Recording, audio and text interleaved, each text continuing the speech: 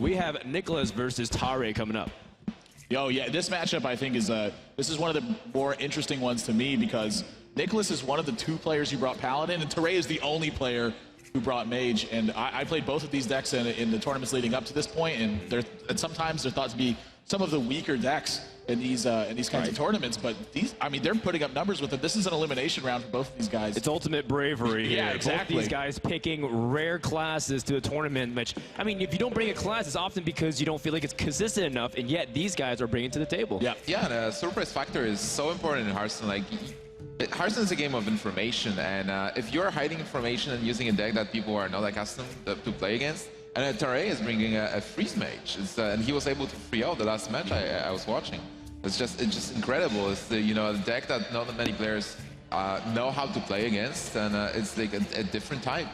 Yeah, absolutely. And I love hearing the stories of both of these guys. I got to talk to Tarei a little bit more and just hear more about his journey throughout competitive Hearthstone, and he just wants to do his best because he feels like not only is he getting a chance to win a lot of money, but he's also making friends that he never had before too, because he's able to establish connections with all these players. He gets to meet us, the casters, and interact. Same thing with Nicolas too. He gets to be here on the big stage all the way from China, which their Hearthstone scene is absolutely exploded. Millions of players, and yet he's one of 4 players to be here. Yeah, that's another thing I love about this game is kind of the community feel and the presence you get from being in a place like this. It's, the fireside gatherings, I think, are awesome. We got our own little fireside gathering going right here with the 3 of us. We were playing Hearthstone right before this cast, too, and hanging out and talking about plays and whatnot. Exactly. Frodan just cannot get his hands off of the keyboard.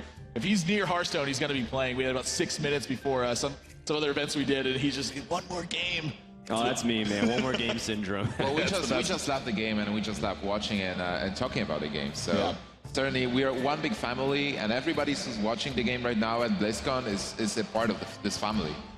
Yeah, it's wonderful. Absolutely. Now, again, taking a look a little bit closer at both of these guys, with such a unique lineup we see like Rogue, Paladin, Priest, and Warlock. That's a lineup that's very unconventional for Nicolas. And then for Tarei, we have Rogue, the Mage, and the Shaman. Like, you don't usually see these combinations. Like, Tarei's not even running a Hunter. None of these guys are running a Hunter. Yeah, that's something else that's really unique about this. When I sort of touching back to the tournaments where I played both these decks, when you play these kinds of decks, you're trying to surprise your opponent, and you're using your proficiency in the matchups that you expect to face against versus the unexpected factor, like the unknown element that you're surprising your opponent with. That really gives you an edge when you know what they're doing and they kind of don't know what you're doing. They have an idea, but they don't know your exact 30-card list, where you can often piece together 28 or even 29, sometimes even 30 of the cards they're going to be playing with. I think it can really make a difference. Yeah, certainly. Also, you can see on the screen right now that Nicolas is a basketball player. It's a fantastic thing. Man. Like in esports, if you're coming from the regular sports, you can bring a lot of experience.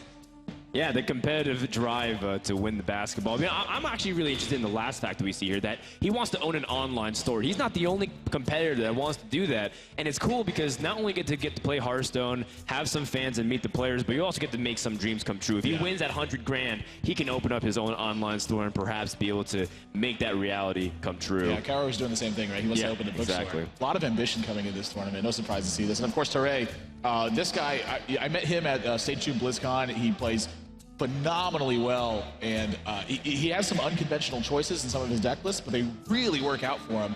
And for a lot of people, he's kind of unknown. He's just more of a ladder player, but he has been beasting it the entire way through. I mean, this is top 16 in the world right here. This is where this guy deserves to be, I think. Yeah, again, I mean, those players played like tons of games to be here, and they are winning them. They have the really good win percentages. They know their matchups, and definitely contenders, and one of them is a possible world champion, and maybe as we speak. Tarei didn't even have to go too far. He was from Irvine, so he's a local to Southern California. Although if you have to beat the traffic, it's kind of like flying from China. Like, you both go through different stresses and like the 6 stages of denial, acceptance, of when I was like, oh my God, is the traffic actually happening? Oh wait, the traffic is actually happening, and you just move on past it. But you know what? All jokes aside, Tarei and Nicolas have been here for a while, over a week. They should be well rested. They've been practicing a lot, and I expect a great best of 5. Yeah, I absolutely do too. Sort of what I'm thinking about this best of 5 is, what do you ban coming into this? Because both of you guys are like in the same position. Like, you both brought unexpected decks. Are those decks that now you ban out from your opponent, or are those decks that you want to like leave in their lineup and kind of go from there? Like, I don't Where's the practice? I don't think either of you practiced. That's a very good question. Do you ban Warlock because it's a class that can be either Zoo or a Handlock? Yeah. Or do you ban Mage that Tarei was playing and he was very successful with it before? So definitely a lot of strategy coming into the picks and bans. Well, let's even take a look and see what these guys have chosen for the upcoming match. Remember, this is elimination. In fact, every series from this point on is going to be an important one. And right off the bat, we see Paladin and Mage being banned away from both these guys. So the unique, niche, rare classes aren't going to be available for the series. Yeah, I can't, like, it's no surprise, I think, to see this, because these are one of those decks that's like, coming into this event, these players have had so much experience versus everything else. These are decks that, again, both these players, a lot of ladder experience is what Hearthstone's about. These decks don't show up a lot on ladder, so they had a very finite amount of time to practice for this, a week tops to understand what you're going against. And you don't want to be facing those kinds of matchups when you're playing for a $100,000 first prize. It's just, that's not where you want to be. I like both these bans.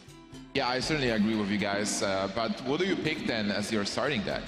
You're just one of your favorite decks that you brought to this tournament got banned. So what do you start with?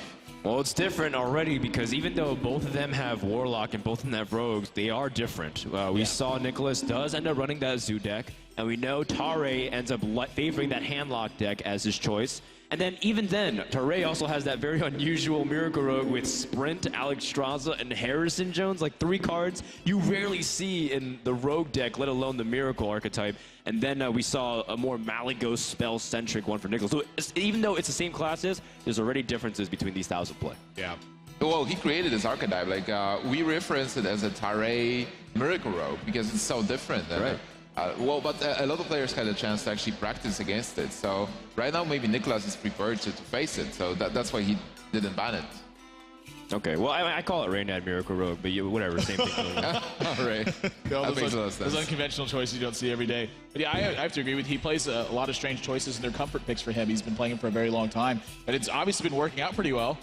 He's come this far, but with some cards like that, I would expect it to be a little bit slower pace from him. Yeah. Really focusing towards like the turn 9, turn 10 area where he wants to strike. Both of these decks do. Yeah, exactly. And it's just when I look at these lineups and they have their Rogue and their Mage taken out, I don't think that either of these guys, I'm sorry, their Paladin and their Mage taken out, I don't think either of these guys really expected that throughout the course of this tournament. I'm curious if it really affects the way that they decide their lineups are going to go. Me too. It's a little bit sad because we don't get to see the Paladin, we don't get to see Mage, 2 classes. In fact, I think these are like the last 2 people other than Running Gun also playing Paladin. Right. Like these are the 2 least represented classes in the tournament. But at the same time, like you said, unfamiliarity also throws off your practice regimen. How do you even go about in the series? What's good against it? What's bad against it? Yeah. Those things are all unexplored territory. That's one of the best strategies as well. Just take your opponent out of his comfort zone and then defeat him when he's confused. And this is just a best-of-5 series. So, Nips, you are actually a player, as we do have a few seconds before the match ends up starting. You're a player that likes to play outside the game, too. You said when you were in your previous WoW TCG pro gamer experience, you used to try to intimidate your opponent when you can see them face-to-face because it was tabletop. These guys can see each other very closely right across the screen and table. What are some tactics that you use to get into your opponent's mind a little bit? So basically there is a couple of tactics you can use. First, you can use just no emotions face. Like try to not show any emotions. So whatever's happening, if you're in a bind or if you are in a very good spot, you don't show it.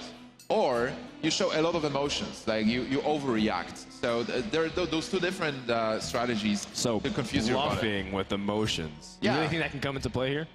What do you think, Ethan? I definitely think it can come into play. It's something that I've employed in a lot of games that I've played. Really? Because card games especially, I've been playing them for a very long time. And Hearthstone is a game where you can never take advantage of that fact. You don't have that personal aspect a lot of times when you're face-to-face with your opponent in some of these tournaments because they're all played online. This is completely different. This is an aspect that I think that a lot of these guys are unfamiliar with and they haven't practiced too much. And it really can come into play. We saw in the first match, actually, a guy really torn up over what's happening. And it rightfully so. There's a lot of ups and downs. Sure. I mean, this is a really big tournament. But imagine if say, like, D2's kind of on the other side of that, and he's playing Priest, and gets into a sticky position where his opponent continues to put minions on the board, and he's got a board clear in his hand. If he's emotionally overreacting that, like, oh, this is terrible, your opponent can be like, this is the time to strike, I'm gonna get him. They try to punish you, and you put it right back on him. I think that really can make a difference if your opponent's paying attention to that.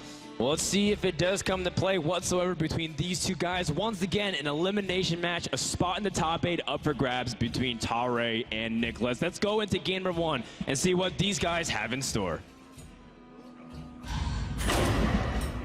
All right, well, I'm looking at a potential Warlock versus Warlock, but we know that it's not going to be a mirror match by any means. In fact, quite the opposite. One player is the clear aggressor in the early game, and one person is the clear defender. So let's make a quick prediction. I predict that the Warlock will win this. My apologies. Actually, Nicolas is not playing the Zoo deck. That was my fault. I really thought he was, but you know what? We've seen a lot of Zoo decks. I got it mixed up, so I'll take the hit on this one, guys. Oh, well, I mean, you know what happens. Everyone makes mistakes. That's why pencils have erasers. And that's why we're recording this. Thank you, third grade teacher who puts posters on the wall. And that's why we're recording this, is so it can stand there for all time for everyone to see. Oh, man. Yeah, both of these guys playing a Giants Warlock deck. This is going to be a lot slower than some of the Warlock decks we've seen before. Very common strategies, apply a lot of early pressure and really look to leverage that to end this game. But these guys really looking forward to having a lot of cards in their hands so they can synergize between Twilight Drake and Mountain Giant. This is my favorite matchup, by the way. It's like a chess game. It's move and counter. It's like you make a move, they want to respond to that. Mountain Giant is really important, but Shadow Flame is the play. Also, Lothab is like a great card. Something right away that I want to point out is we've seen Power Overwhelming in one hand, and we see Big Game Hunter in the other hand, and that is indicative of two very different approaches to this matchup. Right. It's like they're blessings and curses and kind of in their own way. Power Overwhelming can really look to push for a victory a lot earlier, but Big Game Hunter is exceptional in this matchup. I mean, it kills a Mountain Giant and puts a 4/2 on the board for only 3 mana. That's pretty looks important. like a really good hand for Tarei. Even though you go second, I know a lot of handlock players like to go ahead of their opponent so that way they can get the threat out first. Do you feel like this is a good spot for either player yet, or it's still undefined based off how early it is? I think just based on the Big Game Hunter alone, I would have to give an advantage to Tarei. He's also got 2 copies of Mountain Giant. He's also got a Twilight Drake. But I feel like he's almost kind of more comfortable playing from behind because his hand's so powerful. And Nicolas, on the other hand, that's of course is a really important draw. But this could come back to haunt him. We know he's got Big Game Hunter.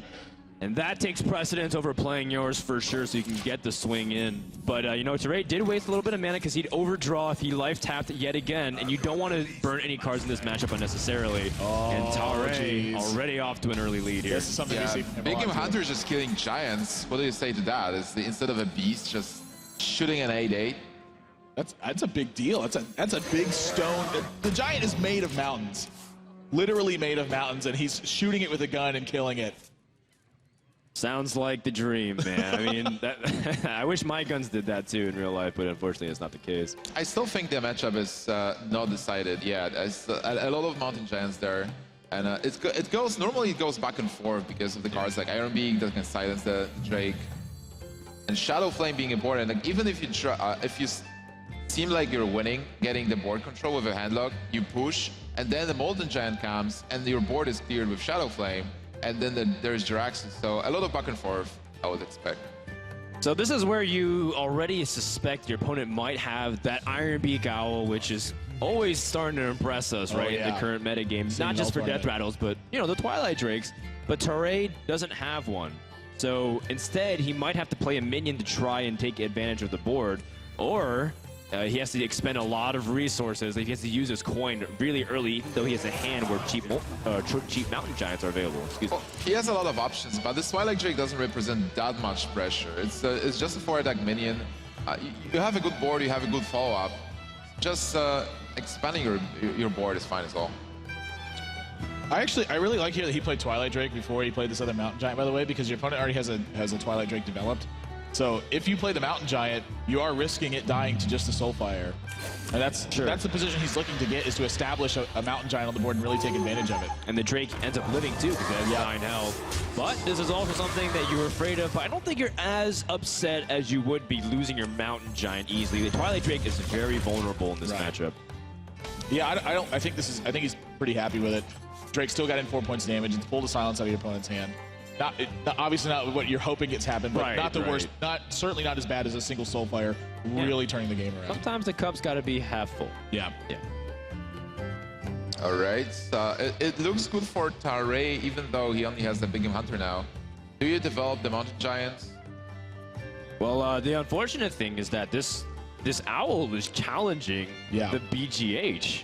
That's exactly. I mean, you use a gun to kill a mountain, but I use a bird to kill off a BGH. It's pretty good, you know?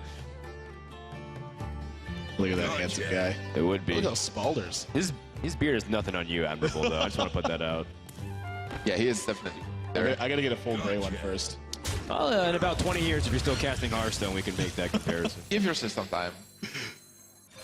Yeah, I think Hellfire is not that useful in this matchup. There's a lot of minions in this deck that have above 3 health, so doing 3 damage to everything often doesn't get much value. So in this scenario, I think it's perfectly okay to let that go. And look at this board right now. We had Twilight Shakes, we had a Mountain Giant, but right now we only have Ancient Watchers that don't do anything. They just stand there and watch. Ah, well, he does have a Giant to play now. So Nicolas does have that available. Or you can go for a defensive play too. You have to be mindful that you are at 15 health, and you're not really sure what your opponent can do. You have to make sure not to get too carried away to potentially die at any time. Of course, we see Power Overwhelming in his hand. Exactly. That oftentimes will indicate he's got some sort of charge minion in his deck that he really wants to put with, like Leroy, Arcane Golem, something like that. Is he thinking that his opponent has that exact same thing? Sure. Because right now, this is a mirror match in terms of both these strategies are very similar, but that's the difference we're seeing is how the approach goes. Or are you comfortable because you've already seen Big Game Hunter that you are kind of thinking your opponent didn't have room for something like Power Overwhelming, and so your life total not as much of a thing in your mind as it would be had you not seen that Big Game Hunter? So he decides to play the Lothar to be able to push with damage. Like, he is getting behind on health. But still, this matchup is not being decided who's more aggressive. It's like one key moment where the board is being cleared, and then one of the players just dies next turn. Well, you know what the Power Overwhelming tells me, to follow up on your point, Nathan, is that he might be running cards like Sylvanas in this deck too, because Sylvanas also has become a very strong card in the recent metagame after Blizzard has changed the death rattle orders. Because before, it used to be a very specific set of rule memorization. Like, if Sylvanas trades into another creature, then like this would happen. Yeah. But after the recent patches where Sylvanas will activate second, she's become a great choice, especially after the Leroy Jenkins nerf. So I feel like maybe that also could be a possibility if you see a Power Overwhelming. You have to be mindful. That's definitely a possibility, but you can also just run Power Overwhelming to have a bit more power to push and to combo it with Shadow Flame and then Iron Big Owl. Yeah, those are also big ones too. Like Power Overwhelming here is going to be an all-star. But then, do you play the Mountain Giant before you do that? Yeah. I definitely think you play Mountain Giant. And you exactly have 5 mana left. So Power Overwhelming on the Ancient Watcher and clear the board. Oh man. We're thinking the exact same thing. Oh gosh. Oh, it's so ugly when you're sitting the other side. We've all been in this position before where you're staring down 2 extremely large minions in the mirror. His hand's not too. I mean, his hand's still really great for a position like this. That's true. He's gonna somehow take some damage this turn, but it's a matter of how much he can actually mitigate. Like, how much damage are you gonna take? That's really the big difference here. So even though he had a Big Game Hunter, he is behind. He's behind in terms of like board position. I don't know if I'd really call him behind though. I think this position is still pretty even for both players. It really depends on how Nicolas is going to be able to attack through a board setup this turn. That's really what it comes down to. Behind is very relative in this matchup because it's very swingy. The creatures hit hard, but there's also a lot of removal against it. So you're either in extreme danger or you're perfectly okay. And the dance is very delicate and intense. Now, here's something that's kind of intense also is that in my experience with this matchup, the first person to play Jiraxis usually has a significant advantage. Yeah, you've been telling me about this. Because they can start churning out 6/6 minions for hero power. Does it change at all, though, when you have Molten Giants in hand? Because don't you feel like you want to get those cards out before you play Jiraxis? You want to play Molten Giants before Jiraxis. Exactly. You feel like you want to play this, because once Jiraxis is in play, your life total is 15. Until you're down to 5, you can't cast Molten Giant. He's going to cost more than 10 mana.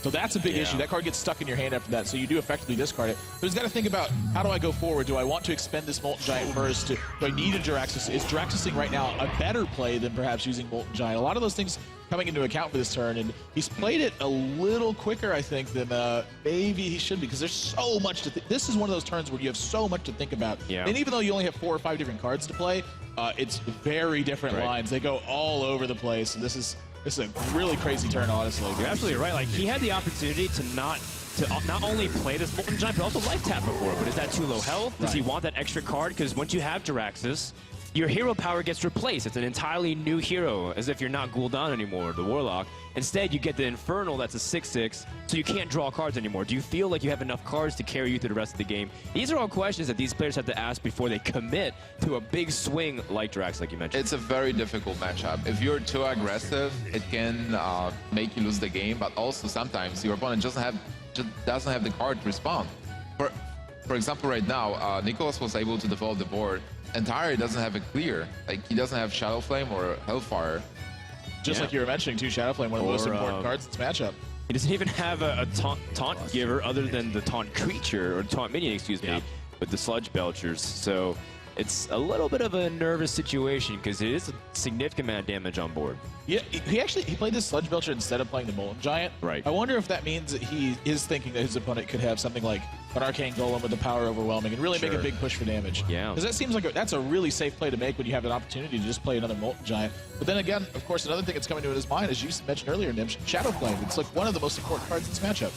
Yeah, it's like if there is a Molten Giant with Shadow Flame and you would play your own Molten Giant, you just lose the board and then you start dancing again, but you don't have the minions. Well, okay, he's gonna use the interesting. If he gets rid of the coin, that'd be great. Faceless. What do you think about discarding the Faceless? Was it a good or a bad card? Probably one of the better ones to discard, I think. Okay. He's gonna need Sludge Belchers. He's gonna need Siphon Soul. Loatheb is not gonna be like too important. But right. I think it's probably better than Faceless Manipulator, honestly. Because once the board gets cleared down and if you're stuck with a Faceless in your hand, that's not a position. This is so close, by the way. We're talking about swings in this matchup, Nibs. Do you life tap to get a Soulfire and win right there? Well, I mean, you can do the same thing by just drawing out this Owl. In fact, if it is Soulfire, it is lethal. Oh my gosh! That is a huge draw right now. Soulfire for the win. Oh, he's not even going to use Jiraxis. Yep.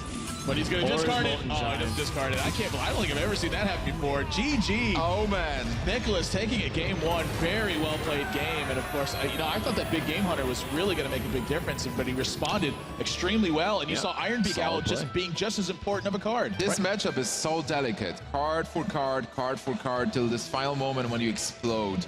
It's just fascinating to watch. And it's a lot of information that they have to assume that their opponent has. You know, we saw that Nicolas could have gotten away with a little bit more aggressive plays, but he still made the conservative play while being able to weigh his probability. So I think it was an excellent game to start off the series, and Nicolas winning this matchup was crucial because look at the rest of the classes. There's still that Miracle Rogue deck that you want to deal with, and even Handlock can face well against Shaman. So I think Nicolas is in a really good spot. Yeah, Tarei still has a Shaman deck, which is originally a deck that can fight Handlock really well. With Urshock just killing Twilight Drakes, you have Hexes, you have stuff to deal with what Handlock is throwing at you. Yeah, I think before the Leroy nerf, it was a lot worse than it was because Shaman was really focused on removal spells. Right. But now they have stuff like Haunted Creeper, and they have sort of these early game minions that they're focusing on. That gives them a lot more leverage with cards like Flametongue Totem, and but at the same time, that makes them more vulnerable to stuff like Shadow Flame and stuff like Hellfire.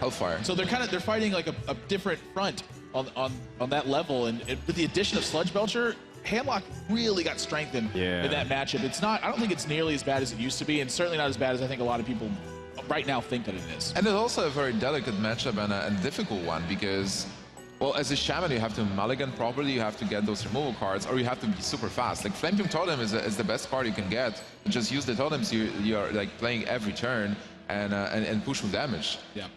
Also, like there are different versions of the Shaman. Do we know which version is he playing? Is he playing a super fast one, or? I think he's playing more of the early game board control. I did see Zombie Chows in that 2/3 creature that gives your opponent 5 health, but it costs only 1 mana. So it's more early game board centric. In fact, usually against every other matchup, if you have Shaman and you're up against a normal class, you usually keep Zombie Chow in your opening hand. But against Handlock, you might throw it away because you're like, I don't want to give more health to my opponent if that's the case. And that's only if you choose to go for it. Now, also the sleeper deck is that Miracle Rogue from Tarei. Like, what can that do against Handlock? Do you know how it fares at all?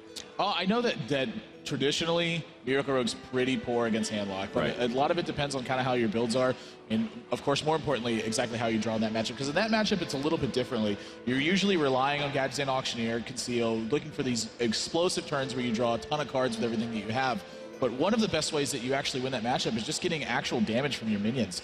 It's one of those matchups where you have to pick apart everything your opponent does. So they're going to be playing Twilight Drakes. They're playing Mountain Giants. You need to kill all these things. Backstab Eviscerate is not enough. You have to have something a little bit extra to go through it. So cards like Azure Drake, really important. Not only is dealing 4 damage, but it's also drawing a card. It's taking you closer to that Auctioneer, where eventually it's really important. But more important early is just to kind of draw a few cards, stick some minions on the board, and look to get some value. Tarei is still playing Leroy Jenkins, right? Yes, I believe so. But in fact, I think he's not going to queue up that Rogue instead. He's most likely going to be leaning towards his Shaman. I believe game number 2 is almost ready, guys. So Tarei needs to win this. To be down 0-2 and have to win 3-0 with one deck is going to be a tall order. So we know that Tarei needs to equalize right here. And Tarei knows that he's playing versus handlock, which is very important. He will mulligan his hand accordingly. Yeah, that makes a big difference too. Actually, that's something I want to talk about is when you're playing on ladder, it's a lot different than if you already know what you're playing against. Because if you're playing against something like Zoo, you want cards like Lightning Storm, you want Lightning Bolt, Rock Biter, these early removal spells. But against Handlock, he can just keep Hex, he can keep Earthshock every time. Hex is not a very good keep versus a Zoo lock, but it's a really great keep in a matchup like this. That's the key. But on the other hand, it's the hand that Tarei got with a Shaman is not that great. It's very slow. He has 1 Hex. But you want minions. You want a Flame Doom Totem, you want those sticky haunted creepers to be able to deal as much damage as possible, as quick as possible. All right, well, like you said, he has the Hex, but he even draws a second Hex. I think also you like to pick up that Earthshock to silence the Twilight Drakes that can often terrorize the board as well. But in your opinion, how do you deal with those cards like Sludge Belcher and Sylvanas that have such high impact, but you don't necessarily want to use those hexes and save it for the Giants instead? Well, that's where Flametongue Totem comes in a lot of times. It helps to really leverage that kind of board position. But it's not like a bad thing to use Hex on a Sylvanas. It's totally fine, because at a certain point in the game, you probably do just have enough damage or enough minion presence that you can continue to kind of hurt your opponent's board. But again, one of the things that hurts you so much is when you're so focused on these early game cards like Flametongue Totem, Haunted Creeper, it makes you more vulnerable to Hellfire. That Hellfire is going to be a very key card in this matchup, and certainly one of the ways that Nicolas can actually win the game. Do you use it now, or do you develop the Giant? Oh, you can't develop the Giant even because you don't have mana for that. I certainly don't think I'm using it now. I think it's pretty easy to wait. Taking damage in this matchup isn't like the worst thing ever too, because you have Molten Giant right there. Yeah, this is a matchup where Shaman does have some burst potential, but it's not usually much more than about 15 damage unless they have a bunch of stuff already on the board. And you also want to deal with as many minions with the Hellfire as possible. You just want them to overextend and swipe the board instead of like dealing with only first bird. That is a really weird play. Why did he do that? Well, I assume he wants to get out board pressure and respond immediately. Make it awkward for this Flametongue Totem to get full damage and trade out so he can Mortal Coil, but he's also going to dedicate his next turn to Mountain Giant anyways, if that was the plan. But you know what? On the flip side, he also can just use Hellfire now a little bit more cleanly. There's a lot of value to the Hellfire now. Right, but I mean, the Sunfire Protector perhaps was the bait out. Yeah, I was just about to ask that. Do you think he was trying to bait out a Flametongue Totem there? Because if that's what he was doing, that's a fantastic play. Yeah, that was a very nice play. I think that was exactly what he was doing. He thought like the Sunfury Protector doesn't have that much value there. And if there is that Flametongue Totem, then he just set up a fantastic Hellfire. This is dangerous. When you go for a Mountain Giant, it can immediately get hexed, and then your opponent can gain tempo to start pushing for damage. And it is getting to those stages where if you're wondering if your opponent has the burst to end the game, things can end very quickly for the Warlock player. Yeah, I don't really think he has much of an option here, though. I mean, this is kind of a turn that you've been waiting for a little bit. And of course, we just saw, like, Tarei, he kept a Hex in his opening hand. His draw has been pretty good afterwards. This is just one of those spots where, sort of what you were talking about, Nimsh, it's a nightmare for Handlock if these removal spells get put together early. Yeah, exactly. And also, you can't wait with the Mountain Giant and be afraid of Hex. You just have to play your cards. You can't just wait and be afraid there. That's a burst card. Alakir is a fantastic card to the game. That's what you're trying to do. As a Shaman player, you want to draw closer to the burst. It's not all about the board control like the entire game. Towards the middle or end, you really want to pick up Doomhammer or the Alakir so that way you can find a way to Oh, man. Misclick and silence your own Twilight Drake. You just want people to get punished by their... Oh, man. You want Hearthstone mechanics to be a thing. Yeah, just nerves come into play. That's just how it is. None of these players have destroyed any of the surroundings around them, by the way. That tile is still intact. That sign's still there. The box is next to the Griffin. The lights are still on. Yeah, really peaceful. Oh, no, the bucket and the whale has fell down. Oh, that's one of the weird ones, too. It is. It is. Yeah. The whole city would be crushed if it was me by this point. I wish you could destroy everything. I hate that they make me leave that building intact. I want to just pull the boards off the side. Yeah, absolutely. Move the portrait maybe of the hero as well. There is no air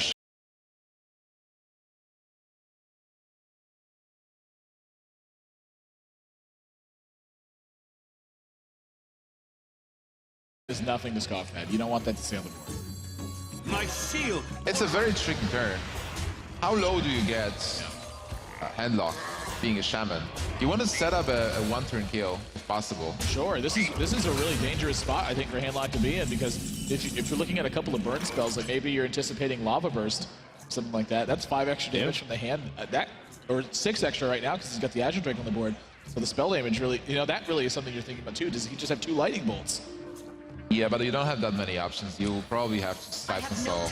Sylvanas is a very courageous play. Oh god, Yeah, that can be a very problematic card. He's got 14 damage right now. Is Tarei going to press in here? Because he does have Lotheb to lock spells out the next turn and perhaps can start pushing for damage. If you play Lotheb and Totem up, maybe. I don't know. That Sylvanas is pretty annoying. Pretty annoying. What do you think about just another Defender of Argus here? Oh, he can't play that. He only has 3 mana left. Yeah, he would have to totem then. Yes, he can't use Feral. If he uses Feral Spirit, he can't play Alec here the next turn. Right. That's something he's got to think about. The Overload for 2 mana is going to leave him on 7 instead of. Can he play Feral Spirit, like play Lotheb, then ensure that he won't be able to remove your board because all the spells are locked, more or less. You play Feral Spirit, so your board is huge. You're safe from Sylvanas. Just go for face. If they have Molten Enchant. Is he contemplating trading now to disallow Sylvanas to do anything?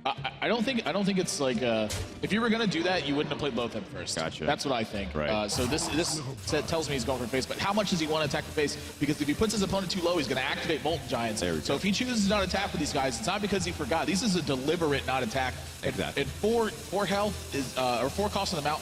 On the Molten Giant, I don't know if it really makes that much of a difference here because your opponent already can't Shadow Flame. I think it would have gotten in that 3 extra points of damage. Well, it makes a difference if there's double Molten Giant. He won't be able to play double Molten Giant and Defender of Argus. Sure.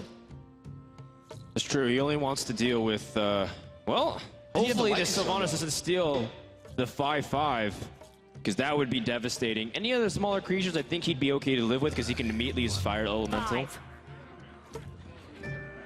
Let none survive. Gosh, I mean, this is to me like is sort of an obvious one. Like Sylvanas is going to hit this Azure Drake.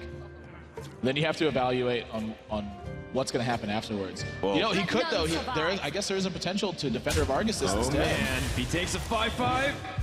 Okay, 2/3 Wolf. 2/3 is fine. No Molten Giant. Wow. Hovers over Twilight Drake. Well, he saw his opponent didn't have Earthshock to deal with the previous Twilight Drake. But he also saw 2 hexes, so I think neither of those targets would have been bad. Yeah, so at that point, he just wants to get more mana efficiency. Oh, a Flaming Totem. Oh, wow. How much damage is this now? So he's got Lightning Storm. Lightning Storm's going to be... You do 2 to Totem 3 up damage. first, do you? Yeah, well, it's important to calculate damage. So he's got, let's see, 5, 3, 5. That's 13 plus 2. That's 15. That's if he can get past everything. Yeah, though. he's still pretty far away from actually being able to kill his opponent, but this Flame Tongue really going to do a lot of damage. Yes. And Mad-Tide Totem getting some work in, even though it's been silenced previously by the Nightbeak Owl. Yeah, for sure. This is another danger of this deck, too. It's like it's just silencing stuff, doesn't know what he's doing. They have all these cards that buff on minions they already have on the board. Sometimes you don't have to be worried about Bloodlust coming in. You do 3 damage to everything. That can add up to a lot of damage. Imagine Bloodlust right here. This would be a ton of damage. Also, very good positioning, by the way, because he will be able to attack with Defender of Argus and still have the Feral Spirit buffed. So, Flametongue Totem in the middle. Positioning is very important when you're playing Shaman Lightning deck. Storm.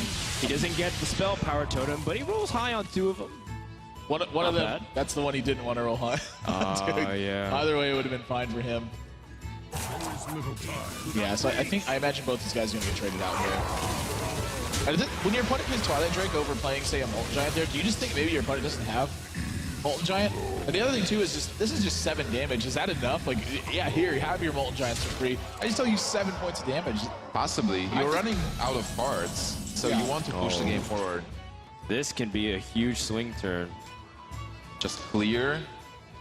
Well, let's see, how do you want to do this? You want to get rid of a lot of those creatures, and you have Siphon Soul available, but you also have free Molten Giants. I guess you draw first, because you do have the coin available. You still use 9 mana.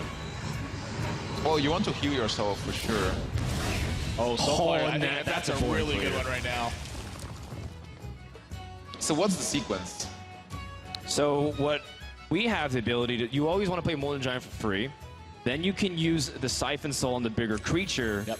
And then Still you can coin out the even coin out Farseer? the Farseer. Yeah. If you're not afraid of losing it, you Soulfire as well. I like it. You go 6 up in health, you just clear the board. I think you have to take out this flame tongue totem. Yeah. If he doesn't take out this flame tongue totem, okay, so he's going to. He really wants that defender. Oh my god, he needed that card. Yeah, he needs to stop any kind of onslaught of burst damage. Because even if he has a big board, Oh, and that's a Doom big Hammer- card. Oh, jeez. This damage is really adding up. He just saw Defender of Argus discarded too. I think he's going to make a pretty big push for damage right here. I'd be a little bit surprised if either Alakir or Doomhammer did not come online this turn. You have to. You just seen a Molten Giant, and even though Nicolas, he has a big board, he doesn't have those Stone Givers. He won't be able to win easily.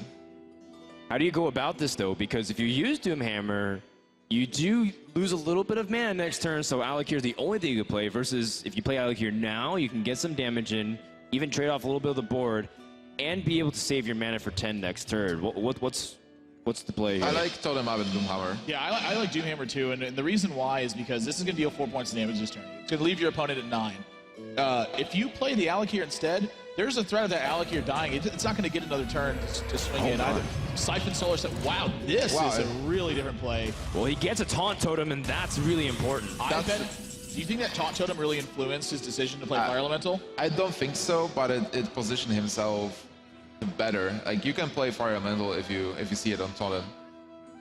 Now it's protected from the Molten Giant right now. It's true. Yeah. You know, also, maybe not even beyond the Taunt Totem, because that it might be thinking a little too deep into it. But also, if you don't put Doomhammer, your opponent's a little bit more relaxed. If they see Doomhammer up, they're naturally like, oh, I'm going to die soon. If I have to be careful of it. You keep Doomhammer as an element of surprise, even if you don't get the damage in. Definitely makes sense. Well, Nicolas needs to clear this board. Do you life tap? Well, that's really tough. Gosh, I don't know what you do. I mean, 10 cost Mountain Giant, not exactly sounding like a deal right now. But he's got to make something happen. I mean, you see a Fire Elemental on the board. That has to die this turn, one way or another. So if you're going to end up using Shadow Flame right here, I like life tapping, because maybe life tapping gives you some more options. You life tap first and see what you get, and then Shadow Flame. For sure. Well, he's running out of time. He's got to make a decision quickly. We have seen some players, unfortunately, get roped. Oh, this is Mountain Giant is ultimate bravery. We know Tarei doesn't have the lethal damage. Yes, Defender of Argus. Oh, he didn't. Oh my gosh! Wow. Another huge draw has just happened. He doesn't even know which way he wants to do it. He's gonna be. Oh, he's got all the options in the world. He can do whatever he wants. Just in case. Just in case. Gosh. That is not. I think he's deciding which one he wants to kill his opponent with, because we've seen Tarei before. He likes to kind of throw in some BM every now and then. GG ties up this series. Very well played Shaman game. That Hex was so important to keep in this opening hand. Absolutely. And now it's a tie, so anything can happen. How do you counter Shaman? Well, he does have Priest available to him, and a lot of players feel like Priest is an excellent choice against Shaman because of how much you can outvalue them. Your cards, you know, card for card, can match them very favorably for the Priest. Yeah, Priest is a terrible matchup for Shaman. I have been on both sides of that, and I feel like I think the only time I've ever actually beaten Priest with Shaman was like coined out a turn 2 Manatite Totem, and it sat on the board for 5 turns. So, I definitely agree. I mean, matchup is so tough for Shaman. Your board is getting clear, and at some point when you get like to middle game, you want to play your 1 attack, 2 attack minions. You want to throw them up even, and they have Cabal Shadow Priest to just steal your stuff. They really have all the tools available. I mean, just not even that, but like Auchenai and Circle, you know, that 4 damage is now going to clear out pretty much everything Holy you have. Nova. Yeah, Holy Novas. Just the whole matchup is, everything feels really bad. And then like they have 3 4s for 3 mana, so like all of your like Rockbiter and Lightning Bolt, those aren't going to take care of them. And like you really want to hex an injured Blade Master. And on top of it, some of the Priest players, they play Harrison Jones to counter the Doomhammer, and that's just painful. Just one more thing, like, oh, blow up your weapon and draw 6 cards. That's a. I mean, I wouldn't be surprised if Nicolas did have Harrison Jones. A lot of the Chinese players, they have that Harrison in some of their decks, which caught him off guard. In fact, that led to one of the craziest series that we've ever seen, where Run and Gun, where you had Harrison Jones, was able to disarm quite metaphorically and literally, Jiraxis, because Jiraxis uses his hands as his weapon. Twice in 2 games. Yeah, that was what was crazy to me. Is like it's like 2 times. Like 2 times in a row. I've seen it happen before that, maybe 1 time. In fact, I Did don't you think do I've seen it that in, happen. like a qualifier for the BlizzCon in the first place, or did that happen to you? No, that happened to me. That's actually what I was trying to think. I was right. thinking about if I had it other than when it happened to me, and it was a nightmare because my opponent drew a bunch of cards. But yeah, it's like you don't see it very often to see it back-to-back games. It's just insanity. Yeah, it's definitely really rare. But Nicolas also has his Rogue deck, and Rogue deck is not bad versus Shaman. No, not at all. I think Rogue is a really good matchup against Shaman. It also depends on if he has 2 Blade Flurries or not. If he's got 2 copies of Blade Flurry, much better than if he's only got 1. And then, of course, if Phantom Knives. Yeah, Phantom Knives, really big difference. And say he's running like Malagos, and so he tends to end the game with the spell damage and Sinister Strikes. That matchup, I think, is a little bit worse against Shaman. But if he's more board-centric, definitely a lot better. But even if it's like a bad matchup, we've seen Shaman winning those matchups before. It's like, what, 30%? Maybe versus Priest, it's like 20% for the Shaman, the chance to win. But it's 20%. You can win it. Yeah, all right. Well, I think we'll worry about that when we get there. We first have to see Shaman versus Priest. I also thought that it is very difficult for Shaman to win, but we saw Shrifeko do it before. So if Tarei can win this matchup, he'll be in a really good position, that's for sure. Let's go into game 3. Shaman versus Priest. Versus Thrall. For Doomhammer. So how does Shaman win, Froden? What do you have to do to be able to beat Priest with all the roadblocks that Priest can put? Well, I think being aggressive as a Shaman is really good. And that's where I think I'm looking at what Tarei will do. Not even just what his opening hand and his opening cards will be, but also his opening emote. He needs to establish dominance from the beginning. Is he going to call him a friend, or is he going to threaten him?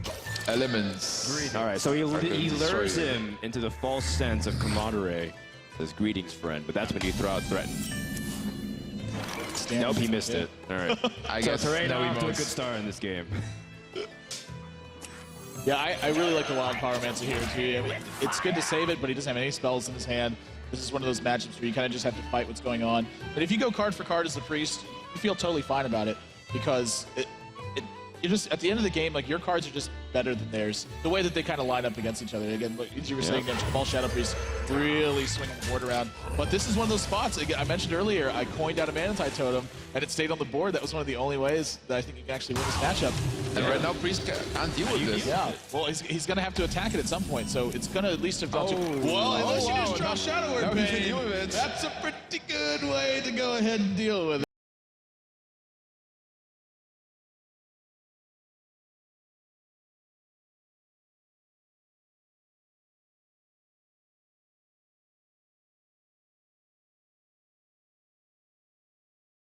Right away, don't have the kind of that thought of it lingering in your mind. Like, what happens if this just stays on the board and I lose? That would just be. I like it as well because Priest wants to stall the game. So as long as you just respond card for card in this matchup, you're going to win eventually.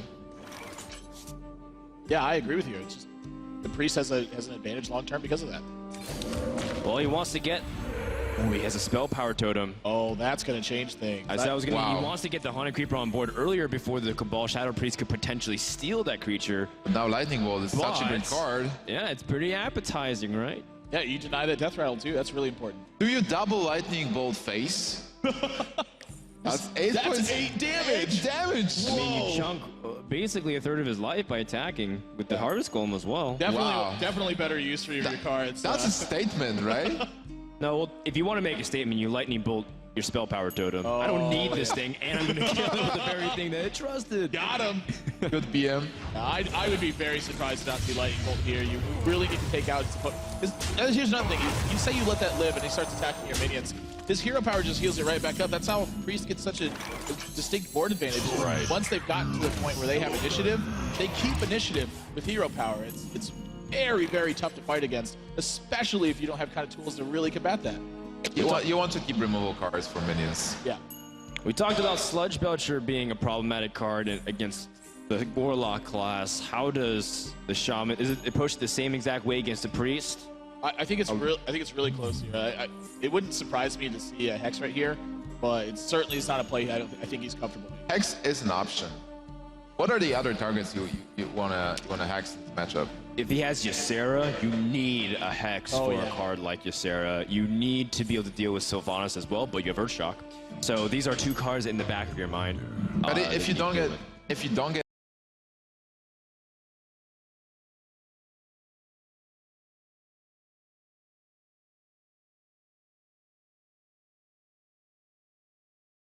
this case just controls the state of the board and protects a board that's a little bit fragile anyways. Yeah. And it's not even pushing for damage that much.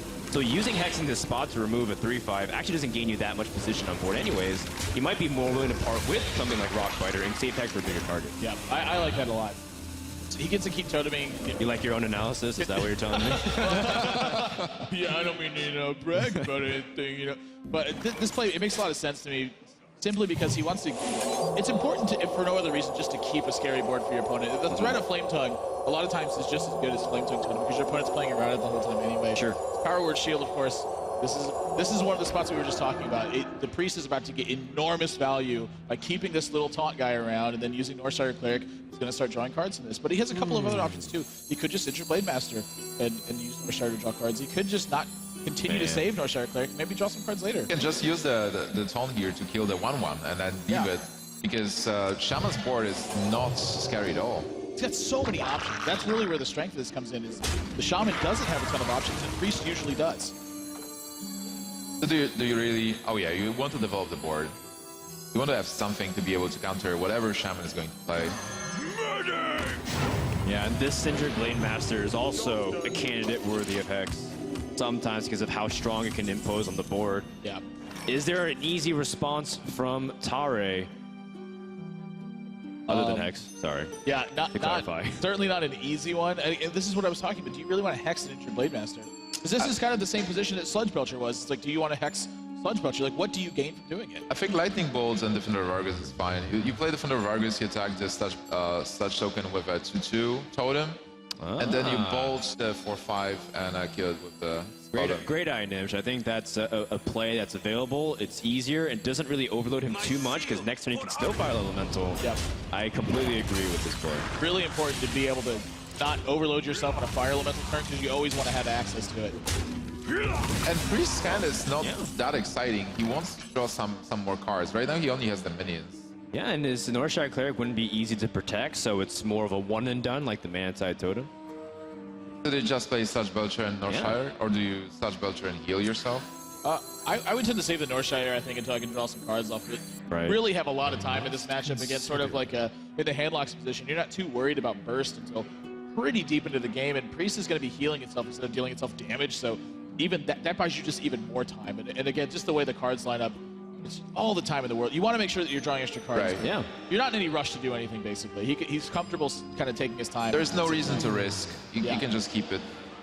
A little unfortunate for Nicolas to not have some of those high-value cards that you often look at. We mentioned Cabal Shadow Priest, but we also talked about the Auchenized Soul Priest and the Circle of Healing combinations, or even cards like Holy Nova, which is really strong against what Shaman can do. Nicolas would like to have those cards as opposed to Mind Control, which won't be relevant until 4+ turns later. That's why Northshire Cleric is so important. Because of the power to draw, you will be able to draw those cards eventually. I like the Northshire here personally. I think I would have used this last turn even. Ooh, there's a Sylvanas too. Okay. Just speak of the devil, just as you were mentioning.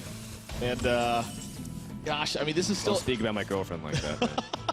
This is still some strong turns, but like now, which one of these does he want to kill?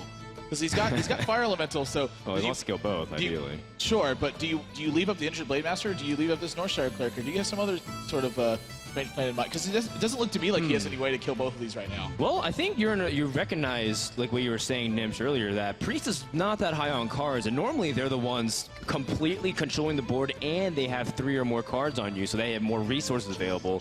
This might be a spot where you can say, well, Northshire Cleric takes a little bit of a preference or priority, so that you can deny your opponent the ability to blow you out of the game with just way too many resource advantage. Also, you just got a very important information. A Priest didn't play Cabal Shadow Priest, so you can assume that Cabal Shadow Priest is not in his hand. So, Well, not yet. not yet, but definitely you can leave the 2/3 on board. I think I would just attack into the 4/5, play the Fire Elemental, kill it, and then go for face. Leave the 1/3 on board. Maybe even if the Priest draws 1 card, it will cost 2 mana. So next turn he'll have 6. So what would you expect? a couple Shadow Priest top deck, possibly a Sylvanas, but then you have a lot of minions on board anyway. I just don't ever trust a Northshire cleric. I'm the same way. I would kill that Northshire. They tried to sell me some timeshares once, and I said, all right, maybe. And after that, I said, no way. Why, timeshares are a great deal, Frodan. Are you kidding me? Oh, gosh. Holy Fire is not one of those cards. It's a great thing to deal with the Fire Elemental, assuming you don't have Shadow Word Pain. This is still a little bit slow for the Priest player, unfortunately. We've seen one game, Shaman versus Priest, when both players just refused to do plays. They just passed till they got all the cards, till it went to fatigue. And then Shaman was able to win. So does this clear the board? It looks to me like it does. Wow. This is a really strong turn for Tarei. Again, That's Searing Totem. Yeah, it's just... He can still play the Fire Elemental if he wants to. I'd be a little surprised if it got played. I think he just wants to spawn the board again. Yeah, I think you just put some small minions on the board, really pressure what your opponent's going to do next. Use the Fire Elemental to follow up on something. I think it's usually a better play. It's a respond card. If you use the 3 damage to your opponent's health, yes, you get him closer to dying, but you didn't really get the value that you can of getting a 2-for-1 with Fire Elemental. I like the positioning. He's just positioning minions on the left to be able to use the Flame Tongue Totem as much as possible. Ooh, he's afraid of overextending into a big combo clear, isn't he? Yeah, that's exactly what he's thinking about. Oh, there's half of it. Good read. Well, it's a half read, which summarizes my high school English class experience. Frodan, did you read Troy? Yeah. Half of it. I have no time. A few pages here and there. I read the back. Did you miss a lot of classes? No, I actually attended all the classes, so I had to endure all the laughter from my classes when they told me to recite stuff about what happened. Oh, this is a really good target for Hex, though, by the way. And it payoffs that he was able to keep it till now. And again, no Cabal Shadow Priest to take the Flame Tongue Totem perhaps and fight for value. I mean, Tarei is slowly gaining more confidence, but one card could crush everything Shaman's worked for. Yeah, and Mind Control Circle of Healing. Mind Control is just... Oh wait, that could grab a Lightning Storm. Lightning Storm, and we're back in business. Oh, jeez. Let's see the cards. Oh, he gets it! Lightning Storm pickup will clear the board, possibly? Now, here's something interesting to note. Like, how long do you have until you need a Lightning Storm? Like, can you use Holy Fire this turn? Because if you Lightning Storm now, you're going to leave your opponent with 4 tokens on the board from those Haunted Creepers. That is true. And let's say you rolled low on the Lightning Storm. That Flame Tongue Totem's still going to be there. So now what he has to think about is how much time does he have to wait until he can actually play this Lightning Storm? Like, does he want to Holy Fire the Flame Tongue Totem maybe? Does he want to start clearing out the Haunted Creepers first and kind of take out the tokens afterwards? Flame Tongue Totem. That makes a lot of sense, actually, because if you Holy Fire the Flame Tongue Totem, it's only 3 points of damage staring at you. You just want to use Alkanai Soul Priest and start picking. I mean, Alkanai Soul Priest also gets rid of the Flame Tongue Totem if you use Rock Biter. Yeah, just almost the same thing effectively. Although you do give up Rock Biter. A lot of lines to play this turn, honestly. This is a tough turn. Again, only a few cards you can play, but a lot of different targets and a lot of different turns that happen next turn. I actually don't mind keeping Holy Fire because you do know there are targets like after the first Fire Elemental or even like another creature like Loatheb, Holy Fire might be more useful, or even Shadow Word Death. If you want to use Holy Fire onto the Fire Elemental, save Shadow Word Death for Loatheb, etc. Yeah. He prepares for this Lightning Storm next turn. Rockbiter of his own. All right, well, you see the Alkanai Soul Priest, and you just see a hero power. What does that make you think? Like, when he just hero powers your Flame Tongue Totems, like, does he have Holy Nova and he's just afraid to use it? Or did he take Lightning? Like, can you play around the Lightning Storm steal at all? I think you can. Holy Nova feels like an appropriate read here, but sort of as you were mentioning, can you play around Lightning Storm? Well, this looks like a Holy Nova, so yeah, I think you can kind of assume that your opponent maybe did steal a Lightning Storm from you. It's not unrealistic. I think this is a really good spot to get value from these totems. As he continues to attack the lineup next to that Flame Tongue Totem, that's 7 points of damage. Sure. He's looking at being able to put in the Alkanai Soul Priest. I think that's a really good, So he guarantees gets the roll on the healing totem, a wise choice, because he wants to heal up his totem a little bit longer. I like it. And his board is really big right now. And even if the Lightning Storm is being cast, the spiders will spawn the small Spectral Spiders. This could be tricky, and he's also got the Fire Elemental he's got to deal with. Another turn. Oh, that is a really important one right now. He can take one of those Haunted Creepers, get the 1/1s for himself. And then Yeah, so he's Shadow Madness first and then Suicide into the Fire Elemental. Not even necessarily Suicide. He could Rock Biter it and put it in the Fire Elemental. You're right. Make sure that it, you're right. Yeah, there's a lot of different things that can and then happen he has here. to clear with the lightning. Whoa, that's crazy. Something he wants to keep in mind, though, is like a lot of people, I think, this is a mistake that I made before. I attempted to take that 3-2, and you take it, and you're like, oh, great, I get a 3-2, and I can, it's not next to the Flame Tongue Totem anymore. That's a 1-2 you're going to take. Make sure you don't make that mistake, as I have done. It's pretty brutal. Yeah, you know what, Nicolas? Instead, he's using the Rock Fighter to go for a clear. Is he going for the 3-2? And then the Shadow Madness also kills off the 1-1s, but this way he also still, does he have mana to kill off the Fire Elemental as well? Yeah, the Holy Fire. Oh. But do you Holy Fire, or do you kind of Shadow Word It's a Death? little clumsy. I think this is a good spot to Holy Fire. You have to kill off Fire I Elemental. like Holy Fire. It's mana efficient. You're healing yourself. You can use Shadow Word Death for whatever being played next turn. I just realized he's overloaded for 2. That Mind Control is not going to be active next turn. That is true. So you can't use Sarah or Mind Control. Yep. Does that give Tarei the small window? Not with the Zombie Chow, though. With a Loatheb it might, though. I mean, if you play Loatheb, he's not playing Mind Control anyways. He can play Shadow Word Death because it's exactly 8 points of mana. Oh, you're right. And that's where saving that Shadow Word Death or Holy Fire does end up paying off, like we mentioned. So a direct answer, but there's a lot of pressure developing here. This is... Oh my god. The first Cabo Shadow Breeze just arrived. It seems like every time we start to talk about a board state, some card gets drawn that really changes how the game's going to be panning out. Few cards on both sides, but Air Shock is a blank for now. He needed Rock Biter start putting on a lot of pressure back onto his opponent. If he gets a Doomhammer, that would be huge. Yeah. Oh yeah, that'd be 10 points right off the bat. Well, that's what I meant. The Doom Hammer with the Rock Biter. Excuse me, I was reading the card. Oh, and there's a Holy Nova. So many good options available for Nicolas right now. And this is exactly what we touched on earlier, is that the Priest's density of cards that line up good in this matchup is so much more the Shaman's. The Shaman has to do so much to be able to get to a winning board state that once you get to this position, the fact that it takes you so many turns to close out the game gives the Priest so much time to find all the cards they need. But, no, well, he does leave up the Zombie Chow, so there's still a little bit more damage. I wonder if Tarei can pick up some cards to help him get some burst through it. But on the other hand, the Zombie Chow represents a 5 heal. Wow. So if you're able to kill it, it's not possible. Yeah, but then Cabal Shadow Priest takes a Spirit Wolf. And you follow up with Shadow Madness. Oh, Take a Spirit Wolf. Let me change your mind. Or do you? Well, I mean, it just runs into the Taunt Totem. I guess you're not too crazy about that. Ray still needs to pick up his burst card. He still has a small window. That's not a bad one right now. That's not honestly too bad either, like you said. That's a pretty good one. Does he have to use? I guess He's not out of this game yet. He's not out. He needs the Doomhammer. Right, and Mind Control takes the entire turn, so Doomhammer still would be a possibility. A Pyromancer, is that a possible clear?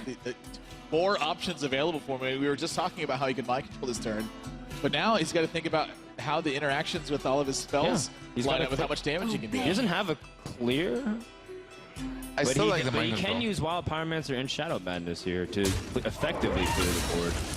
He's just gonna, yeah, this is fine. I mean, this is like obviously a very fine turn. Sure. This is a ton of damage. And Tarei, even if he drew a Doomhammer here, he wouldn't have the damage to Oh, kill Lightning him. Storm is not bad. I'll tell you what, Alec here would have killed him though.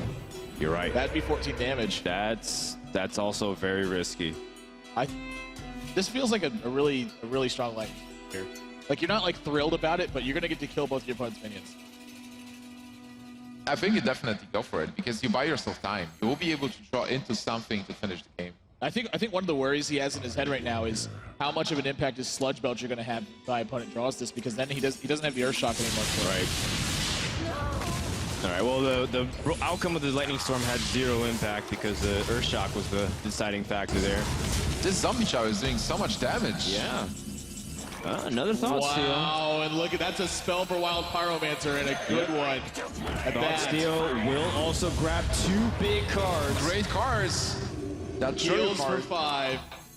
Azure Drake. I don't even think he needs to use the Silence this turn. Hey, we did say. Harrison gets picked up for Doomhammer. Hex is not good right now. Man. Oh, Tarei needed definitely like one of the cards that just got stolen from him. Such a passive turn for him. Well, but even if he gets Doomhammer, it doesn't win him the game right away, and then Doomhammer is being destroyed by Hearthstone Jones. I think this game's about to start slipping away. That's what I think. Tarei in a very bad position. Wow, 10 cards remaining and he didn't draw either of his big finishing cards. Yep. So do you hex the 4/4, or do you just pass? That's painful. That's really. He's already drawn a card off of it. It's like you don't have anything. You're not even like really getting anything out of this except that your opponent isn't attacking you for 4 damage anymore. This is rough. Tarei needed his own Azure Drake to like play it, develop the board, and do stuff. But right now he's in a very tricky spot. Needs every card he can get. And this is because, in my opinion, Priest didn't draw very well in this game. He drew like mind control pretty early. Didn't really get a lot of the combinations that we normally see. In fact, we haven't seen Circle of Healing at all. And that's usually a card that you can blow your opponent away if you have the Alchemist Soul Priest. Well, I mean, there's just so little cards left. But yes, I do have a gift. Thank you. every time you and I cast together, this always happens. Right. We talk about a card and it just appears. Well, the chance to draw the card wasn't that low. It's, not gonna stand the Lightning Storm. Airshock another passive card. So do you Airshock the Frog and then concede? Like I said, you Airshock your own Lightning or Spell Power Totem. Show him who's boss. Wait, if you silence it, yeah, you before it silence deals it. damage, Oh, you're right. it You survives. can kill your own Spell Power Totem with Airshock. You're absolutely correct. Well, clearly I've never done that play, so I don't know the outcome of it. That's nice BM, by the way. Yes, it is. Airshock. Dang it! I thought it was gonna kill it. Yeah, no. I still prefer Airshocking Frog and then attacking That's with a funny. Rook Biter into 3-1, I guess. It's so So close. you have to shoot the Pyromancer, right? All right, if he drew back-to-back Azure Drakes, is he back in this game?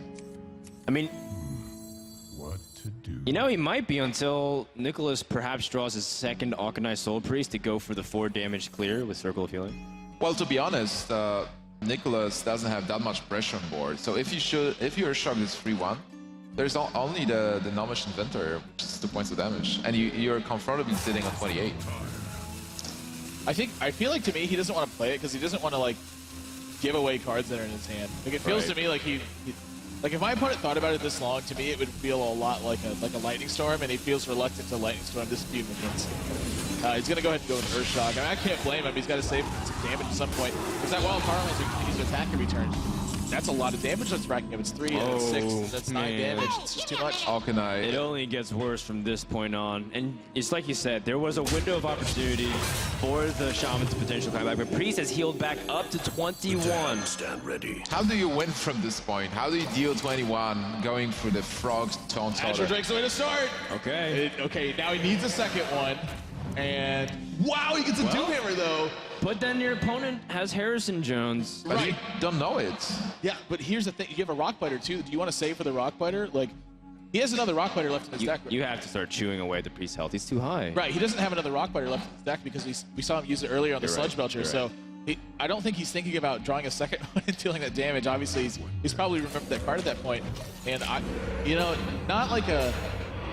It's really tough to kind of say whether it's right or wrong to play Doomhammer here because Harrison is a fear that's in your mind. If your opponent Harrison's your Doomhammer, you have suddenly a 0% chance to win this game. Well, there's a couple of reasons why you are not playing it. First, well, you can play it if you really want to win, and you feel like if you don't play this Doomhammer right now, you're going to lose this game. So then you're forced to play it. You have to go with it.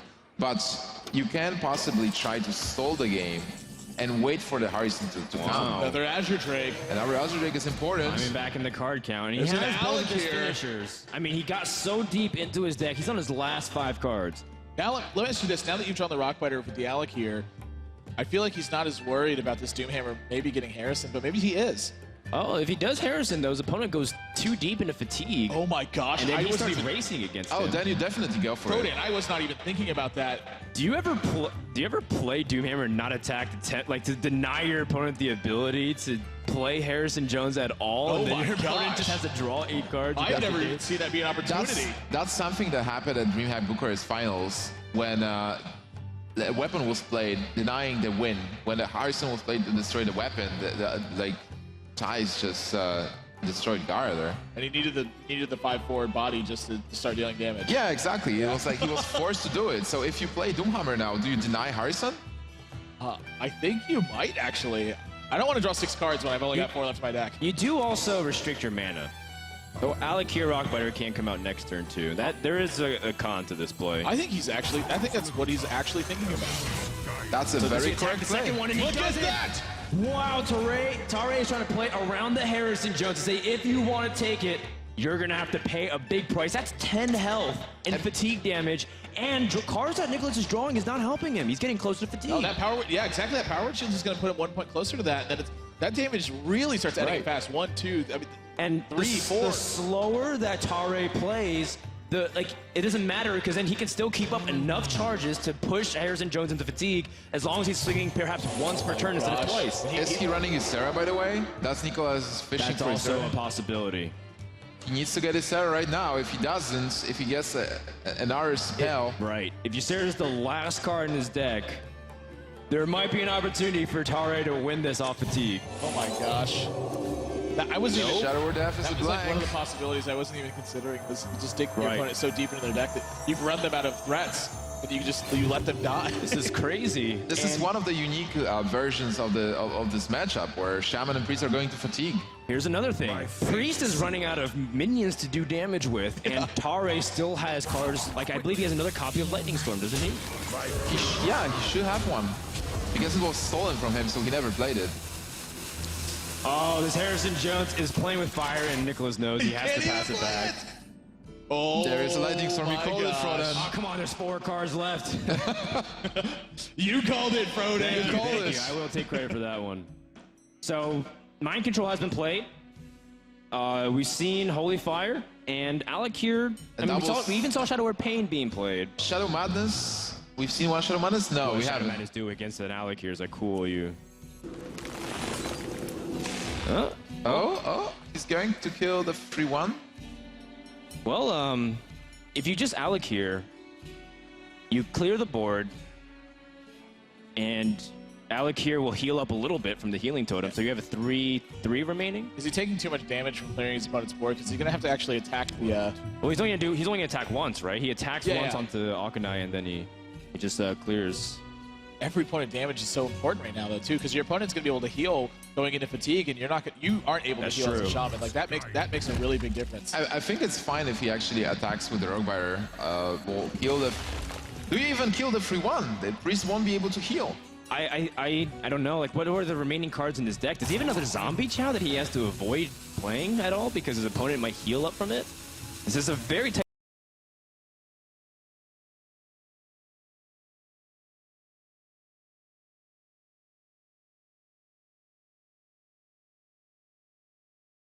There. He's just going to push for damage. And no totem roll. Oh my gosh, he knows his opponent can't play Harrison next turn. So it really depends on what his last couple of cards are. If he's going to use Alakir just as direct damage. He says, you don't have a taunt. How did we get to the point when you can't play Harrison Jones? Wait, has he won because his opponent doesn't have a taunt anymore? How much damage is this? He's got, let's see, he's got Alakir plus the... That's 10. Oh, he can silence his own Akanai. That's also a heads-up play. Wow, Right, so Nicolas very realizes impressive. This is what he did. This is very next level Priest versus Shaman, and I'm loving it.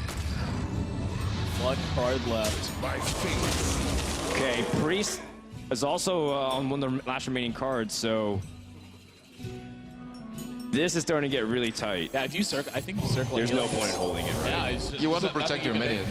make. Can't make use of it right now. You just need to Sure. health on your minion. An inventor. I mean, it is a body. Yeah, Harrison Jones is stranded in the hand now. He can't ever play it.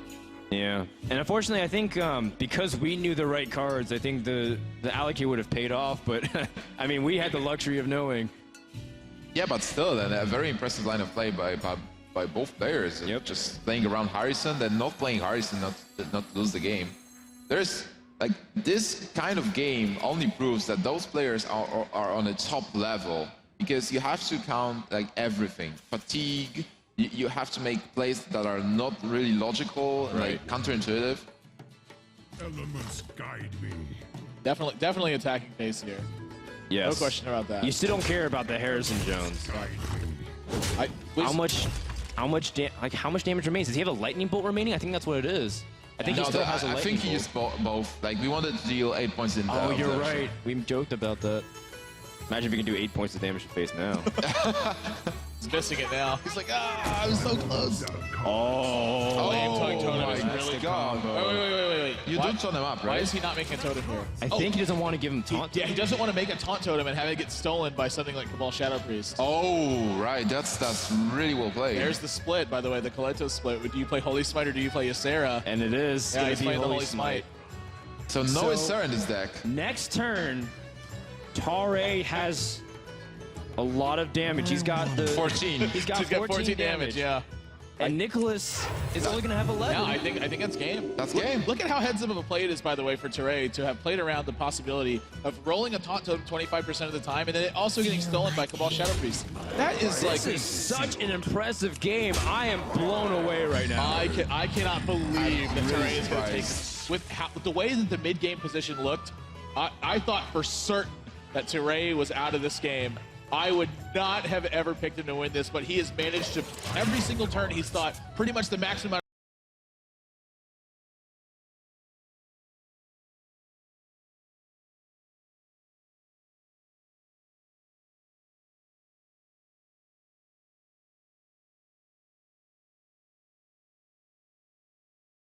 Fantastic We foresight. are watching World Championship level play right now. This is insane. Excellent. That matchup is so difficult for Shaman. It's very hard for us to stress without just telling you, go try playing it for yourself with these deck lists, and you'll find out more often than not, the Priest does come out on top. Oh, but yeah. Tarei has somehow turned the tables, and he is playing excellently. And he is in the lead right now. He needs to win one more game to advance to the top 8 of the World Champs. So, being Nicolas, how do you defend? What do you pick right now? You're down to the last deck, right? Yeah, so he doesn't really get to choose. Yeah. He has to. Nicolas has his own remaining rogue deck. He's got to and says, All right. I gotta win here. He's got to mentally be prepared for this because that's a matchup you expect to win so often as the Priest that when you come into it now and you're like, oh my gosh, I just lost that game. How did I lose that? You even drew Harrison at some point. You were so comfortable. You're like, even if he plays this Doomhammer, I'm going to Harrison him. I'm going to draw all these cards. He's going to be totally out of this matchup. That wasn't a possibility. Tarei literally waited until Harrison was a liability instead of it being a bonus for him. Well, Nicolas has to recover like instantly. He Yeah. has to forget that game. I mean, he has to remember still what cards were played, but he can't be affected by what happened. He has to think about winning right now. He needs to win 2 more games with his Miracle Rogue, and I think it's possible. Oh, well, it definitely is possible with this rogue class, and I wouldn't be surprised to see that too. He's also been playing very well. And let us know what you guys think too on social media, on Twitter and Facebook. Make sure to use the hashtag BlizzCon and tell your friends about what's going on. We've been seeing some excellent Hearthstone so far, and I can't wait to see how this series will conclude. It's going to be a fun time. So again, at Play Hearthstone or /Play Hearthstone on Facebook, let everybody know about what's going on here. Yeah, like I said, I would not have picked Tarei to win that game, but now that he's won that game, Tarei's for the series. I mean, at that we were point. talking about he might have been a dark horse to go super far in this tournament, to place top 3 or 4, maybe even to win the whole thing based off his ability to just bring unique decks and also be able to calculate very meticulously how to win from positions where it's really difficult. Tarei just continues to impress me with his rogue build, which was very unique with Alex Strauss and Sprint. Then just bringing the Freeze Mage to the tournament and winning 3-0 with that, like just destroying the matchups. Right now, this Shaman performance, wow, it's like out of this world. Right. The deck is Sham Wow, not Shaman. Sham wow. That's right. So, he's just cleaning everything up with it, yeah. Yeah, that's right. Oh man, he's whacking everything away with his Doomhammer and trying to take this series, win 3-1, advance it to the top 8. And what an achievement that would be. Again, another unknown player before this entire tournament happened. And yet, if you ask a lot of the top ladder players, they were saying for a long time that Tarei is one of the best. Oh yeah, I mean he was always consistently really high up there, putting up very good numbers. Always a threat to win the match, even if he at one of those matchups where it's a lot more difficult to actually pick up the win because it's just we saw it that game. This guy's a world-class player. Yeah, but on the other hand, he's playing versus Nicolas, who qualified as well, and he's an excellent player from China. What else do we know about Nicolas? that he's about to get eliminated if he doesn't win this game. Nimsh, game 4 is about to go underway. Can Nicolas equalize, or will Tarei get his ticket to the top 8? It's so gross to think about. These guys have come so far. They've come all this way, grinding out Hearthstone and playing super well. Now you brought a Miracle Rogue deck with you, and you're like, oh, where's my auctioneer? That's got to be such a terrible way to lose. That's the name of this episode of Hearthstone. Where's my auctioneer? Except this one might only end up for one player laughing, and it often is the Shaman player if the Rogue is not able to draw that card. We talked about earlier Sinister Strike being really indicative of something like Malygos. Yes, like a spell-based Malygos build. Right. But still, you really want to auctioneer in this matchup. Yeah, it's two. Do you think there's one or two Blade Flurries in here? Again, I think that's a really important key to this deck. I think there's 2. I know that Nicolas likes playing a lot of those spells like Sinister Strike and leaning towards that Malygos. And if you do, you need those spells to combo with Malygos to get that AoE and damage in. Black Knight is a card we are not seeing that often in the Rogue deck. Yes, that is also true. Yeah, a really unconventional card, I think, to see here, but it makes a lot of sense when you think about it. Sludge Belcher is one of the best tools that you have to sort of fight against the way that Miracle Rogue wants to work. It just provides a lot of pressure. It's a wall for your opponent. They need a way to kill it, so now this is just like something that Miracle does. It's playing a card that tries to take advantage of the fact that your opponent is playing such a predictable card that nature. Draws Blade Flurry straight away, That's though. a great card. One of the most important, like you guys mentioned, against the Shaman. But he's still fishing like for more cards. He needs that Gadget Auctioneer. Because Malygos, even though it's a fantastic dragon to have and it provides so much damage, it's still like a 9-turn card. Yeah, that's true. I mean, 9-mana cards they're tough to.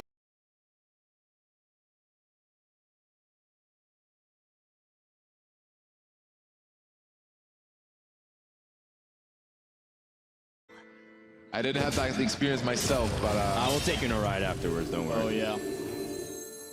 all right, my first time in California, let's do it. Right over to the hall next door so you can play I suppose so. There are some cool stuff on display. I don't know the exact name for the chopper, but there's like a motorcycle thing from that's on display that people can go check out BlizzCon. Lotha being played, by the way, a very strong card versus Shaman. Sure. Manatide Totem here is actually like, it's got like a really big target on its forehead. Like Lotha normally in this spot so often would just be dealing 5 damage. But wait, can you go for fatigue as well? Whoa, there's Gadget and Pika. Oh my gosh. This matchup just changed. Yeah, there's very few cards I think that change the dynamic of a hand quite the way that Gadgetzan Auctioneer does. But wow. How about Deathwing? He doesn't have the follow-up though. He has this Gadgetzan, but he doesn't have the spells to.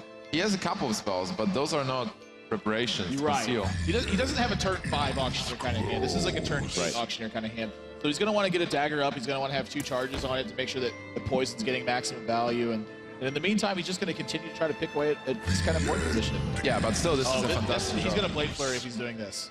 I think. Or Fan of Knives, I'm sorry, or Fan of Knives. That's a possibility. Fan as of well. Knives with. Do you do even foulness? Yeah, but the problem with this, he needs the Manatide Totem. Yeah, that's exactly what I was about to mention. You're giving your opponent another card when you do it this way. Maybe you're just not worried about that though. Like, right. Like you've drawn your Auctioneer. You draw your cards. Yeah, he draws his. Yeah, like well, you draw the cards you want. I'm going to draw all the ones that I want. You will have the answers eventually. Gadgetzan Auctioneer is such an important card in this matchup. If Rogue has Gadgetzan, it has so much advantage here. You just draw your whole deck. You can answer everything. Like Fire Elemental, sap it. Even like Eviscerate with spell damage.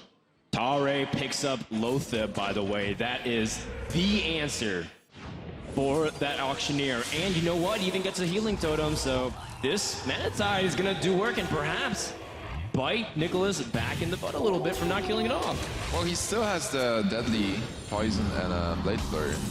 This is one of the positions I think you're waiting for too. When you have Blade Flurry, is you want Barrel Spirits infused. 6 points of taunt health from your opponent, and so something else you have to get through. And frankly, it's not something that you're willing to always invest for. Right. He's gonna actually. This is, I think, a much better board player. Now that I look at it, instinctively I look at it and I go, oh yeah, Blade Flurry, great turn here. But you really have picking to up the SS7 HM was really key.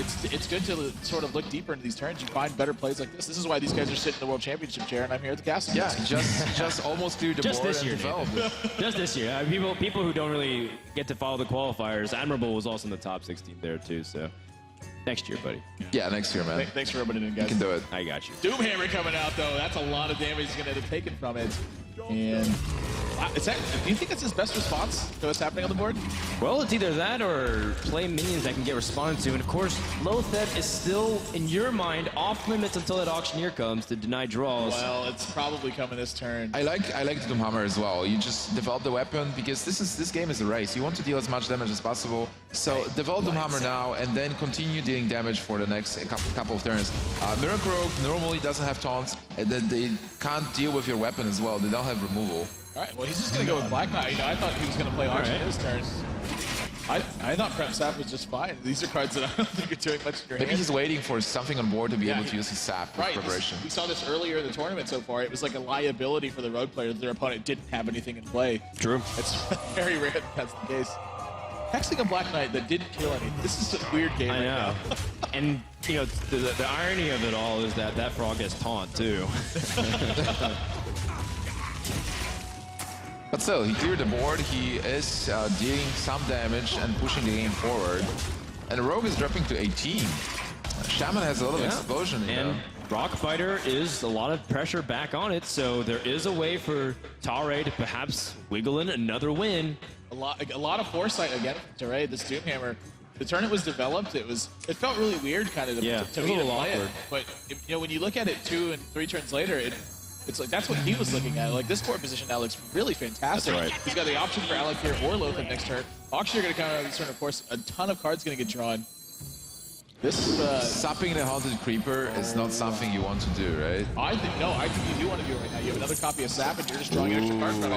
And so now, does he want to save the finishing strike for Malagos, or does he want to continue drawing cards? I think you want to draw cards. I agree with you, Prodan. That's exactly what he's going to do. A second finishing strike. Do you keep it now or do you draw cards? You're still drawing cards, in my opinion. You just the more you get through your deck, you also get to eviscerate. You also get to another preparation with Malagos. You never know if that's like what you pick it up here. Now, here's a question. Do you want to draw cards with Blade Flurry or with Sinister Strike? Because now that there's a little bit of thought to holding this, because on turn 10, that is 8 points of damage. That is true. That is true. But I think You can join the a little bit conceal. more flexible. Oh, he's got Assassin's Blade. I didn't know that. That is Do it really... with the weapon now then. I think... You save it for the blade through, don't you? Or you can always play the Assistant Blade. Well, no, that's true. Yeah, you would lose the charges on it, but I sort of agree with you. I think this is a really good time to start kind of launching your attack on your opponent. Alright, the Lotheb is a great answer to Gadgets and Auctioneer. From just attack phase. He doesn't even care anymore. He's just trying to race his opponent. Wow. Zombie Chow's gonna have to sit this one on the sidelines. Down And- to 12. And Nicolas 14 strike health. back. 5 mana backstab. Yeah, that's not the best one right now. You know, that backstab would be really good if he didn't cost 5 extra mana right now, because he had Malagos. The backstab on this Lothar, that'd be pretty good. This might sound weird, but do you feel like you can get away with like sapping Lothar Yeah, I think and then just pushing for a little damage with the Auctioneer? this board position, I think you can, but You might be forced to Blade Flurry here and trade Auctioneer. Do you even? This is an awkward spot. he's got to be concerned about his life total, too. I mean, That's he's down true. to 14. Exactly. That's why the sap is Yeah. pretty important to kill off the Lothar. But I mean, if you give up your Auctioneer and Blade Flurry, I feel like it's the effective same thing, but the sap buys you a little turn and it keeps up the pressure a little bit. Okay, like backstab and an attack with Auctioneer maybe. Oh, you know what the problem is though? If he draws into a finisher and his opponent plays Lothar again, then he can't play his spells. So it's a two-edged sword, and that's why Lothar is such high impact here. This. This he's is a gonna tough dagger up turn. and Blade He's gonna Flurry. Blade Flurry. Okay. Okay.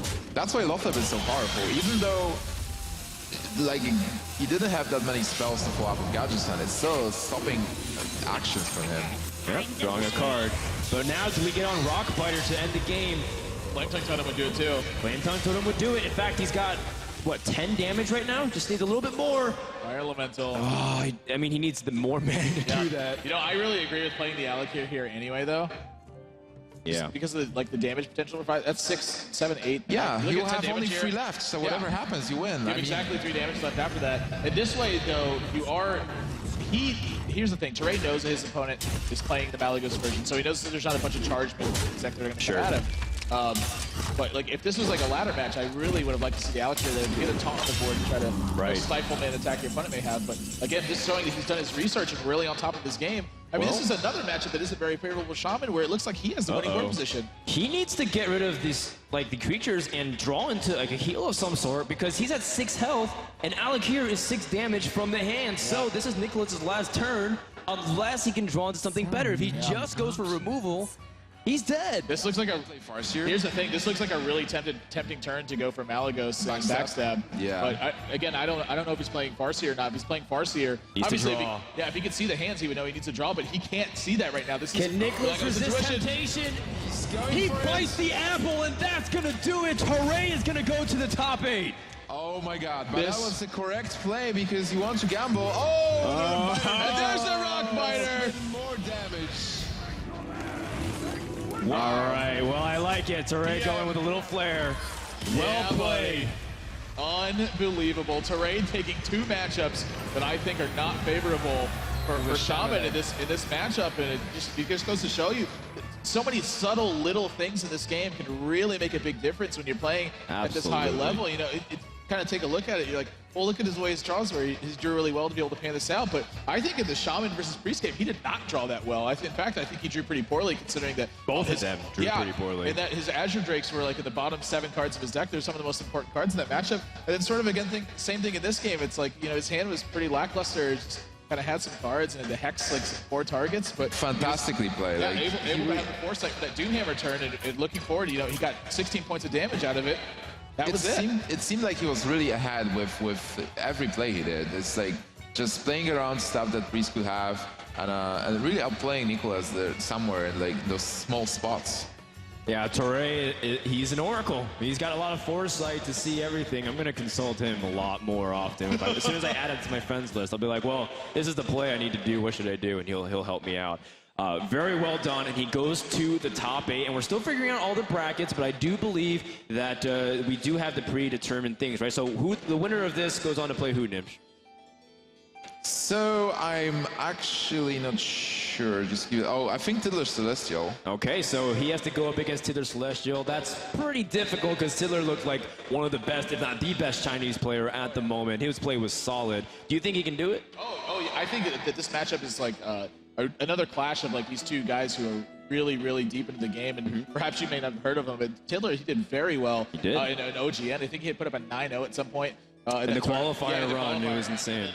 At WC, I watched him play too, and sort of there was a match here or game here and there where like maybe his nerves are getting the better of him, but really fantastic play. Understands his matchups really well. His decks are built, you know, what I would consider pretty close to 100%. Yep. And making those aggressive pushes and really putting their opponent on edge. Yeah, well, a player that's also been playing 100%.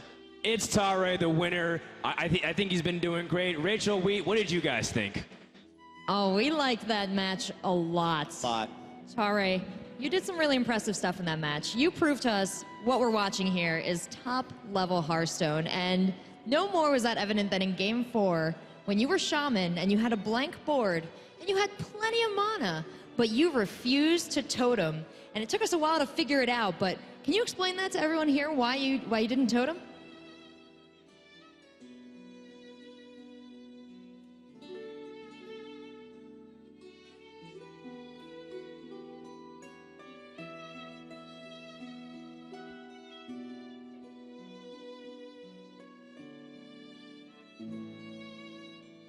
Who's this next match?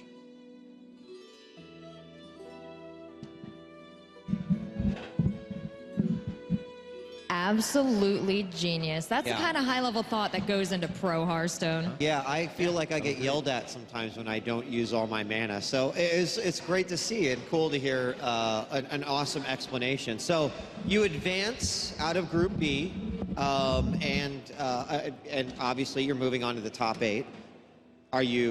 You've got to be ecstatic about this, obviously. Yeah, I'm very happy about it, and I'm very thankful to my teammate Dengxi for actually teaching me and my team how to play Shaman.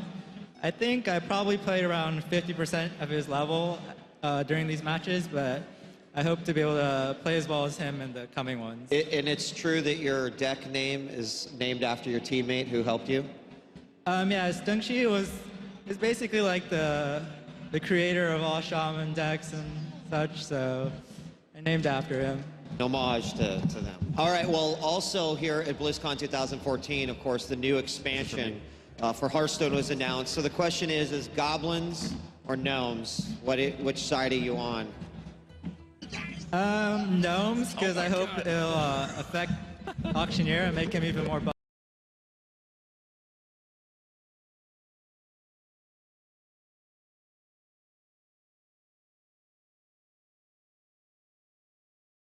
And everyone at home?